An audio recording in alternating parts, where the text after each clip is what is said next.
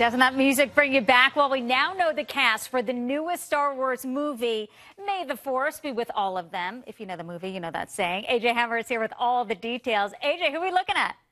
Well, I was so excited to get this news because I'm a huge Star Wars fan from the very beginning. I'll happily admit this is episode 7. It's just begun production. What's really cool, Susan, particularly for the diehard, or shall I say some older fans, is that the movie is teaming up some of the key original actors with some newcomers here. The storyline of the film is picking up 30 years after Return of the Jedi. And yes, Mark Hamill, Harrison Ford, and Carrie Fisher are all back. They're reprising their 1977 roles as Luke Skywalker, Han Solo, and Princess Leia, of course. But here's some of the fresh faces that have also been brought into the fold. I'm particularly excited, as a big girls fan, that Adam Driver is joining in. He is mostly known for Lena Dunham's boyfriend role on HBO's Girls. A few months ago, in fact, there was some speculation rolling around that he was going to play a villain in the film. We're going to have to wait and see if that is the case.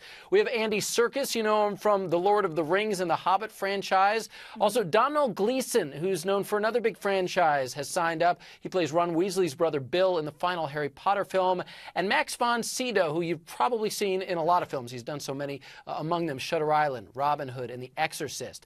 Now, The Hollywood Reporter says it took director J.J. Abrams 9 months to select his perfect cast. They all had to keep this thing top secret. The actors were reading material from a secret script. They weren't told what parts they were reading for. Imagine that.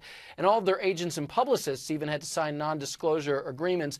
For me, Susan, I have full faith in J.J. Abrams that he didn't bring those originals back like Mark Hamill and Harrison Ford just as nostalgia. If he couldn't work them into the film in a proper way that will make a lot of sense, he wouldn't have done it. So I think it's great. The new film's not going to be out till December 2015, but the anticipation has long since begun. I think so many people were pulling that they would bring the original cast members back. I know myself included, especially Princess Leia. I'm very excited about